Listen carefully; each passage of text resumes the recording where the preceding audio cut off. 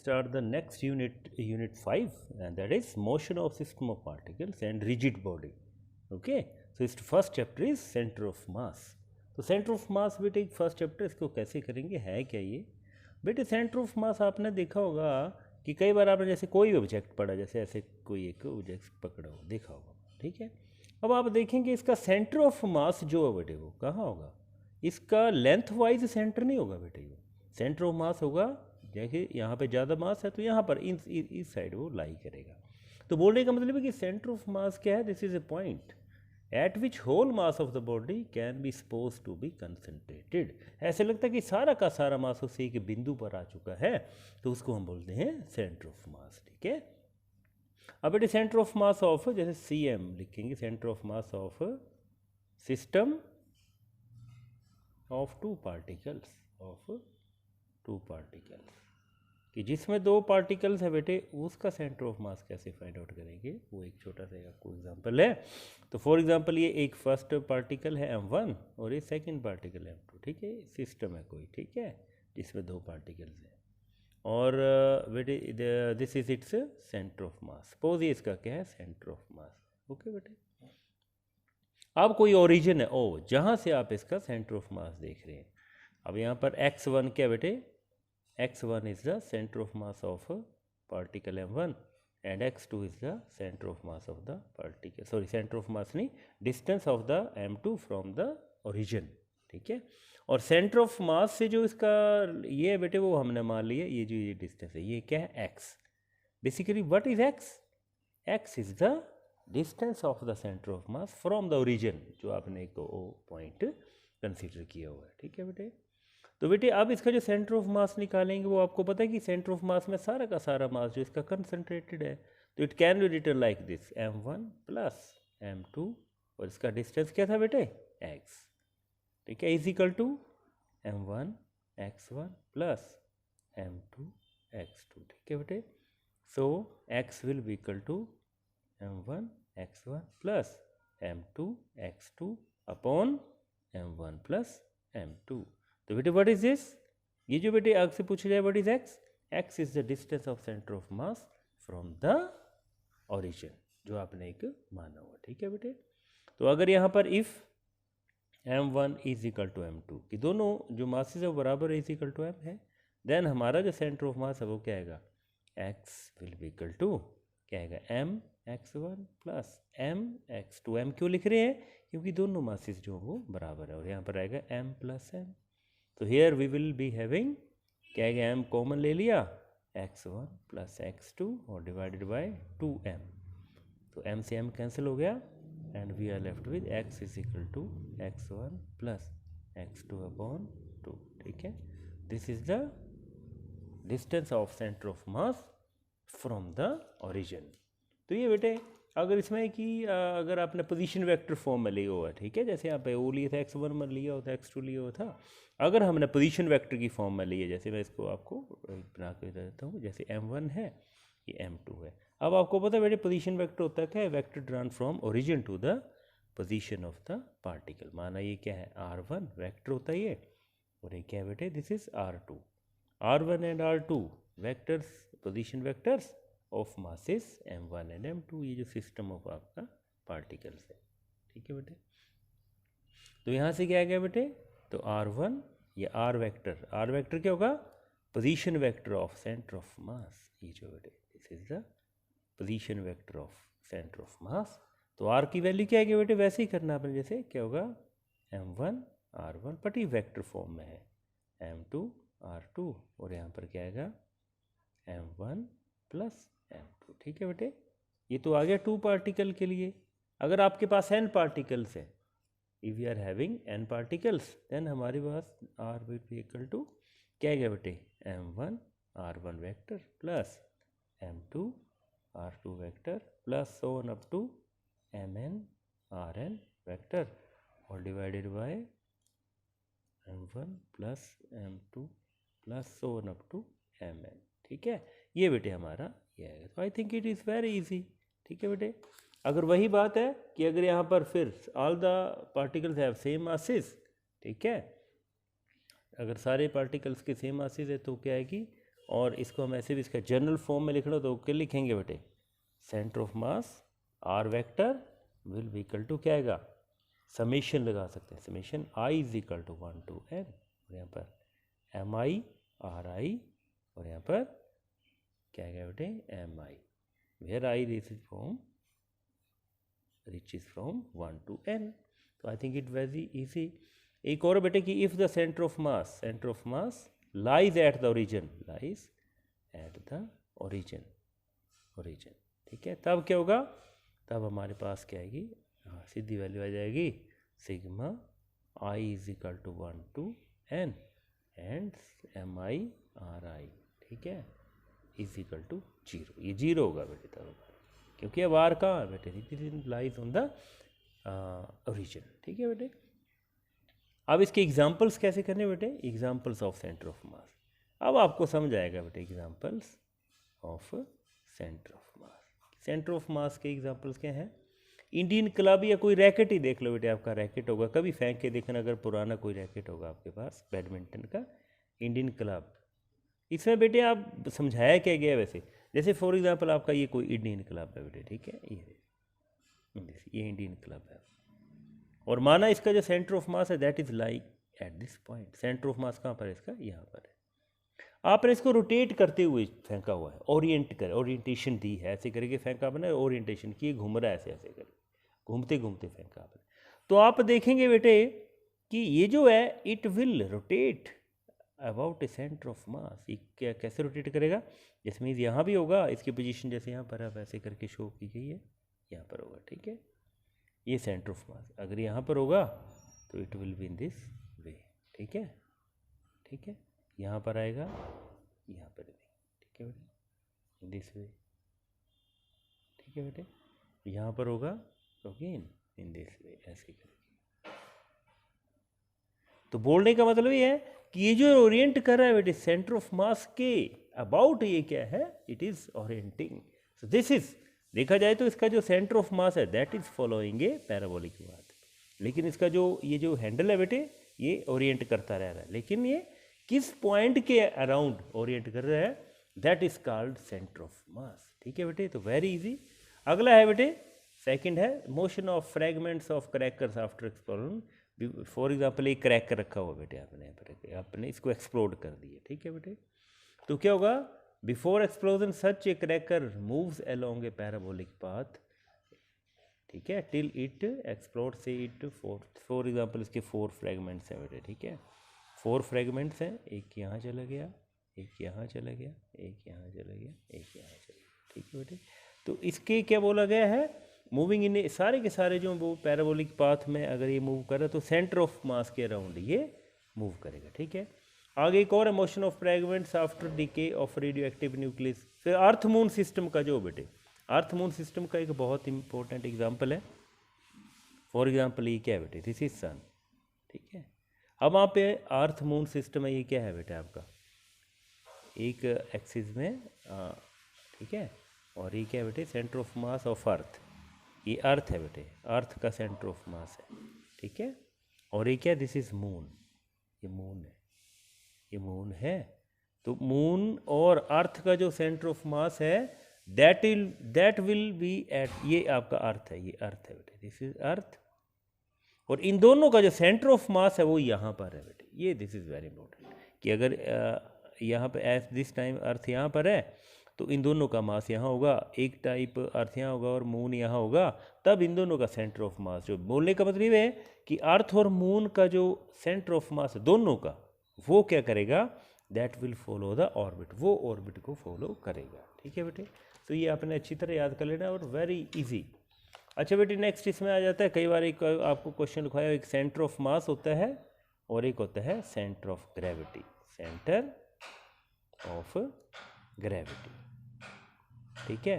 तो वही बात आ गई, सेंटर ऑफ मास में क्या होगा, the mass will be, this is a point at which its whole mass can be suppose to be concentrated, और यहाँ पर क्या होगा, इस होल वेट, ये ध्यान रखना बेटे आपका, होल वेट, यहाँ पर क्या होगा मास, और यहाँ पर क्या होगा सेंटर ऑफ ग्रेविटी के केस में होगा its whole weight can be suppose to be concentrated. इसका डिफरेंस मैंने आपको लिखाया हुआ है, कि centre of gravity of a body is a point where, तो डेफिनेशन है। Second, centre of mass of a body is a point where whole mass of the may be suppose to be concentrated, ठीक है। अब centre of gravity and centre of mass are two different concept, ये बेटे दो different concept हैं, same नहीं है ये, क्योंकि इसमें क्या आ जाती है, ग्रेविटी आती है और इसमें ग्रेविटी नहीं आती है, ठीक है। और कई बार ये centre of mass and centre of gravity जो कई बार they can be at a same space, वो सेम स्पेस में भी आ सकते हैं बेटे। This is all about centre of mass, एक छोटा सा चैप्टर है। नेक्स्ट जो आपका है chapter sector 2, that is rotational motion. Rotational motion बेटे थोड़ा सा कम्प्लेक्स है, इसको ढंग से आपने पढ़ना, बड़ा इंपॉर्टेंट और बहुत इंटरेस्टिंग है बेटे। तो इसका सबसे पहले अभी हमने जो पढ़ा हुआ वो क्या पढ़ा था, हमने स्केलर प्रोडक्ट पढ़ा था, इसको डॉट प्रोडक्ट भी बोलते हैं। अब पढ़ेंगे वो वेक्टर और क्या पढ़ेंगे, क्रॉस प्रोडक्ट। इसको वेक्टर प्रोडक्ट भी बोलते हैं और क्रॉस प्रोडक्ट भी बोलते हैं बेटे, ठीक है। वैसे ही बिल्कुल जैसे आपने वो पढ़ा था, लेकिन इसमें एक क्या डिफरेंस है वो आपको बताऊंगा। सबसे पहले इसको लिखते कैसे हैं, लिखेंगे इसको ऐसे ए क्रॉस बी, ये वेक्टर ए है और ये वेक्टर बी है। तो cross product of two vectors is defined as the, ऐसे लिखते हैं, magnitude of A, magnitude of B and sine of the angle between them. जैसे पहले मैं क्या था बेटे, A dot B is equal to A B cos theta, और यहाँ क्या था, ए बी साइन थीटा, और साथ में एक एन यूनिट वेक्टर आता है बेटे ये। अब बात ये आ गई कि एन यूनिट वेक्टर क्यों लिया, क्योंकि बेसिकली ये वेक्टर प्रोडक्ट है। तो ये जो चीज़ है बेटे, व्हाट इज दिस थिंग, ये क्या सारा, ये मैग्नीट्यूड है, ये क्या है, मैग्नीट्यूड है, ठीक है। अब आपको पता कि हम वेक्टर प्रोडक्ट करें तो वेक्टर आना चाहिए, तो इसलिए हम क्या लेते हैं यहाँ पर एन यूनिट वेक्टर लेते हैं, क्योंकि वेक्टर यूनिट वेक्टर क्या होता है, जिसका मैग्नीट्यूड यूनिटी होता है और जिसकी डायरेक्शन होती है, मीन्स इसका सारे की वो डायरेक्शन क्या शो करेगी, that will be shown by the N. अब आपको बेटे डॉट प्रोडक्ट के साथ इसको कंपेयर करें, तो डॉट प्रोडक्ट क्या था, A B cos of theta, ठीक है। बस इसमें यही था, इसमें कोई भी यूनिट वेक्टर नहीं था। क्यों, क्योंकि ये डॉट प्रोडक्ट है। इसको डिफाइन कैसे करते थे, dot product of two vector is defined as the product of their magnitude and cosine of the angle between them. तो बेटे अब देखो इसको करना कैसे है। सबसे पहले इसकी लिखते हैं कि कैसे लिखेंगे। जैसे फॉर एग्जांपल ये बी वेक्टर है, बी वेक्टर है, और ये क्या है, दिस इज वेक्टर ए, ठीक है बेटे। और एंगल कितना है इनमें में, थीटा एंगल है बेटे।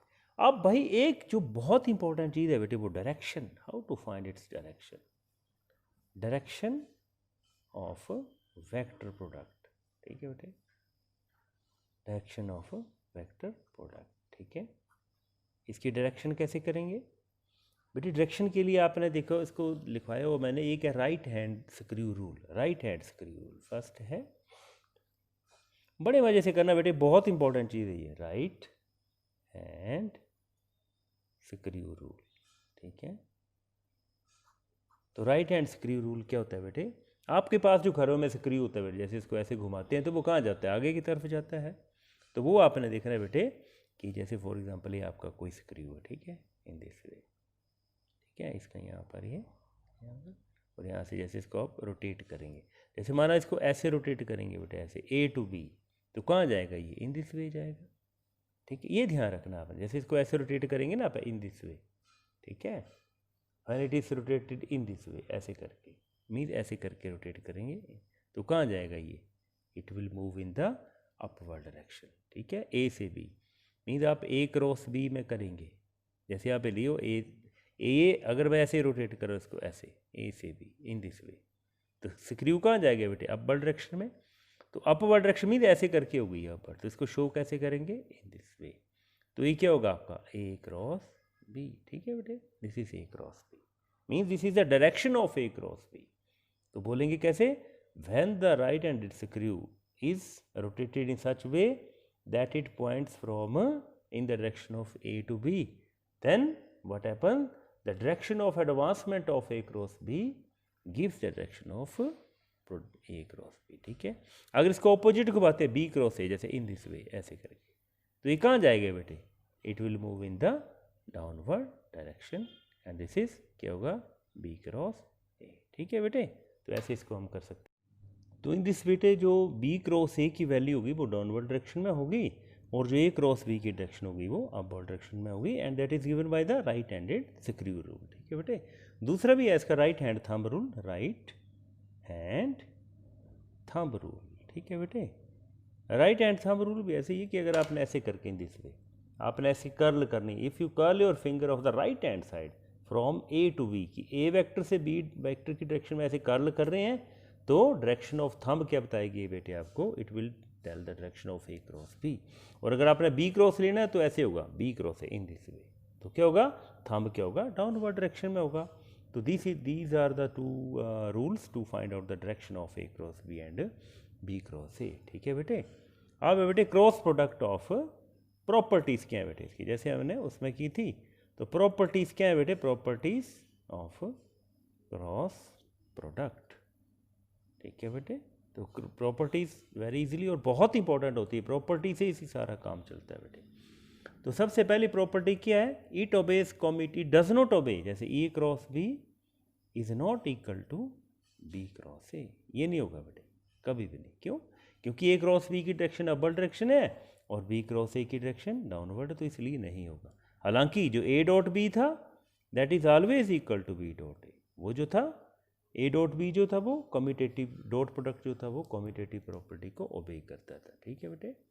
अब सेकंड है इसकी प्रॉपर्टी बेटे कि the vector cross product of a vector with itself is always equal to zero, कि ए क्रॉस बी, कि ए की वेक्टर है उसका अपने साथ ही अगर क्रॉस प्रोडक्ट ली जाए तो वो क्या होगा, जीरो। क्यों, magnitude of A, magnitude of A, और दोनों के बीच में ए की है तो एंगल क्या होगा, साइन ऑफ जीरो, और sine of zero, sine zero की वैल्यू क्या होती है, जीरो, इसलिए सारा का सारा ही क्या हो जाएगा, it will be equal to zero, ठीक है बेटे। अच्छा एक और बात कि cross product of two parallel vector A cross B, ठीक है, कि ए अगर A is parallel to B है, जब पैरेलल होगा बेटे तब भी उनके दोनों के बीच में एंगल क्या होगा, जीरो, तो साइन जीरो इज जीरो, तो सारा का सारा क्या हो जाएगा, वो जीरो, ठीक है बेटे। अच्छा फोर्थ है बेटे, ये बड़ा इंपॉर्टेंट है बेटे, cross product give the cross, ये ध्यान से देखना बेटे आपने, cross product gives the area of parallelogram, कि क्रॉस प्रोडक्ट क्या बताता है बेटे हमें, एरिया ऑफ पैरेललोग्राम। इसको कैसे प्रूव करेंगे, सपोज आपके पास ये क्या बेटे, दिस इज ए है बेटे, दिस इज पैरेललोग्राम, माना इसका ए वेक्टर, ये जो साइड है वो ए वेक्टर से डिनोट कर रहे हैं और ये वाली कर रहे हैं बी से, ठीक है। और एक आपने क्या कर दिया यहाँ पर बेटे, ये क्या है कि माना इसकी जो है वो क्या है, ए बी सी और डी, ठीक है, और सी एन एक परपेंडिकुलर ड्रॉप कर दी बेटे आपने, C N perpendicular on D A, आपने खुद ये ड्रॉप की कंस्ट्रक्शन की हुई है बेटे, ठीक है। अब सपोज करिए बेटे ये एंगल क्या आपका थीटा है, ठीक है। अब आपको पता है बेटे एरिया ऑफ पैरेललोग्राम होता क्या है, एरिया ऑफ पैरेललोग्राम क्या होता है बेटे, बेस इंटू हाइट, तो बेस क्या है बेटे इसका डी ए, इंटू हाइट क्या बेटे, दैट इज सी एन, यही है बेटे परपेंडिकुलर जो ये इसका हाइट है, तो इसकी बेस इंटू हाइट आ गई। अब आपको पता है बेटे डी ए की वैल्यू है क्या, मैग्नीट्यूड अगर देखा जाए तो वह इसका ए है, और साथ में सी एन की क्या वैल्यू आएगी बेटे, C N basically, C N ये वाली चीज़ है, तो सी एन को अगर हम रिप्लेस करें तो in triangle D C N, triangle D C N, इसको देख लेना बेटे ढंग से, ये जो ट्राइंगल हमारा डी सी एन, इसमें सी एन की वैल्यू, क्योंकि सी एन तो कंस्ट्रक्शन है, इसको यहाँ नहीं आना चाहिए, इसकी वजह से या तो ए आना चाहिए या बी, तो ए तो आ नहीं सकता लेकिन बी आ सकता है, तो क्या ले सकते हैं इसमें हम C N upon C D, C N upon C D मीन्स ये क्या आ गया, P upon H is equal to, क्या होता है पी अपॉन एच बेटे, साइन थीटा, और क्या आएगा, C N will be equal to C D sine theta, ठीक है बेटे। तो यहाँ पर क्या लिखेंगे, ए बी, और सी एन की जगह क्या लिख दूंगा मैं, सी डी साइन थीटा। अब ए यहाँ पर सी डी क्या है बेटे, सी डी अगर आप देखें ढंग से तो ये क्या बी है, और साइन इंटू थीटा, ठीक है बेटे।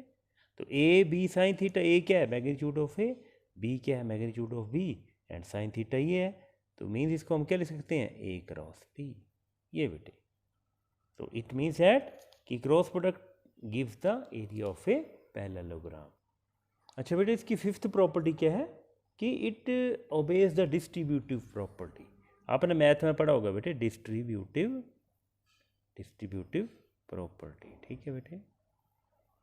तो डिस्ट्रीब्यूटिव प्रॉपर्टी अगर हम देखें तो डिस्ट्रीब्यूटिव प्रॉपर्टी में है क्या बेटे, होती क्या है, जैसे A cross B plus C, ठीक है, क्या होता है, is equal to A cross B plus A cross C. ठीक है बेटा, ये होती है डिस्ट्रीब्यूटिव प्रॉपर्टी। अच्छा बेटा, इसको एक मैं आपको एग्जांपल करके बता देता हूँ कि क्रॉस प्रोडक्ट निकालते कैसे हैं, how to find the cross product.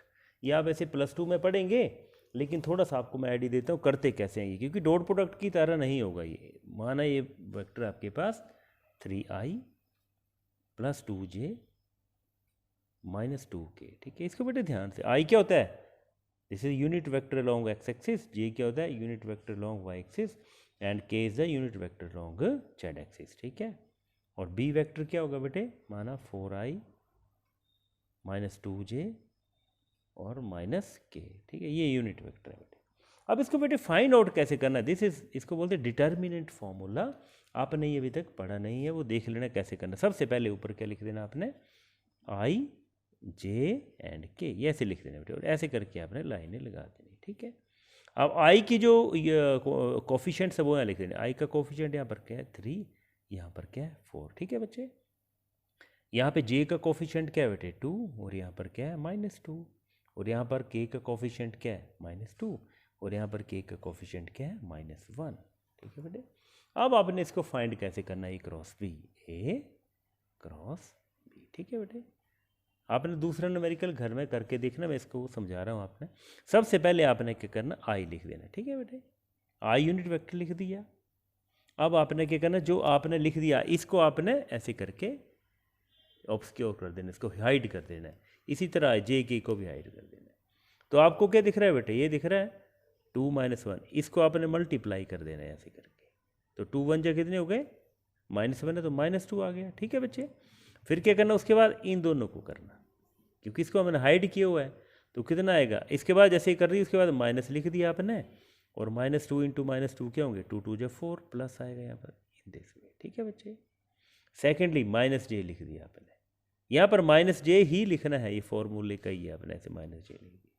जब -j लिखा तो आपने इसको इरेज कर दिया बेटे, इसको आपने हाइड कर दिया। ठीक है, ठीक है बेटे, ऐसे क्या बचा आपके पास, यहाँ पर 3 है और यहाँ पर -1 है, तो क्या आएगा 3 1 जा 3 मीन्स -3। ठीक है, फिर आपने फॉर्मूले में जो यहाँ पर माइनस लिख दिया। ठीक है बेटे, अब यहाँ पर क्या 4 है × 2 है, 4 2 जा 8, पर साथ में माइनस भी आएगा, यहाँ पर क्या आएगा -8। ठीक है बच्चे, इन दिस।